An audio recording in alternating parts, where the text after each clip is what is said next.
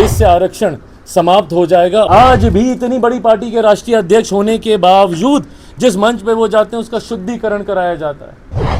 मांझी जी से ही पूछ लीजिए जो सब क्लासिफिकेशन की बात कर रहे हैं, क्या हुआ था आपके साथ मंदिर में? जिस दिन आप 3% 4% में बट गए तो उस दिन आपको कौन पूछने वाला? और जो लोग आज उसका लाभ ले पा रहे हैं, चिराग पासवान, मैं मानता हूं कि हम जैसे कई हैं ऐसे जिनको नहीं संभवतः इसकी ज़रूरत हो सकती, बट क्या भेदभाव नहीं होते? क्रीमी लेयर की जो लोग बात करते हैं, आप मुझे बता दीजिए, देश की सबसे बड़ी विपक्ष की पार्टी के राष्ट्रीय अध्यक्ष, उनके साथ भेदभाव नहीं हो रहा है। उत्तर प्रदेश में सर ओम प्रकाश राजभर मंत्री है, उन्होंने कहा है कि आरक्षण को समीक्षा करना चाहिए और ऐसी बात है तो चिराग पासवान को छोड़ देना चाहिए। देखिए, जो लोग आरक्षण की समीक्षा की बात करते हैं वो लोग सही मायनों में देश से आरक्षण को समाप्त करने की बात करते हैं। मैं ऐसा क्यों कह रहा हूँ, उसका कारण है, जो लोग सब क्लासिफिकेशन की बात करते हैं कि आरक्षण में रिजर्वेशन विद इन रिजर्वेशन होना चाहिए, आज अनुसूचित जाति जनजाति की जो संख्या है, इस संख्या के बाद भी लगभग 21% के आसपास, अलग अलग राज्यों में, अलग देश भर में मिला के देखें, उस संख्या के बावजूद आज भी क्या आरक्षण का लाभ मिल पा रहा है? कितनी ऐसी संस्थाएं हैं जहां पे वैकेंसी फुल नहीं होती हैं, कितनी ऐसी संस्थाएं हैं जहां पर प्रमोशन में उनको आगे बढ़ने का मौका नहीं मिलता।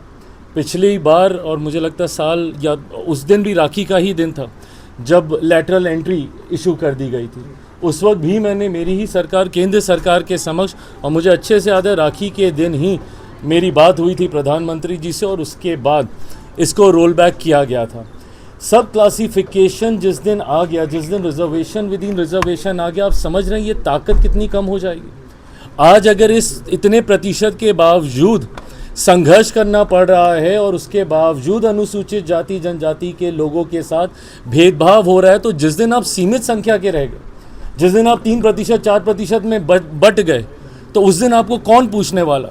और जो लोग इस व्यवस्था का हिस्सा होने के बावजूद ऐसी बातें करते हैं, वो सही में उस दिन को न्योता दे रहे हैं जिस दिन देश से आरक्षण समाप्त हो जाएगा। और जो लोग आज उसका लाभ ले पा रहे हैं, चिराग पासवान, मैं मानता हूं कि हम जैसे कई हैं ऐसे जिनको नहीं संभवतः इसकी ज़रूरत हो सकती, बट क्या भेदभाव नहीं होते?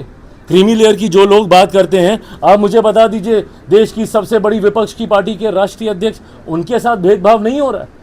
आज भी इतनी बड़ी पार्टी के राष्ट्रीय अध्यक्ष होने के बावजूद जिस मंच पे वो जाते हैं उसका शुद्धिकरण कराया जाता है।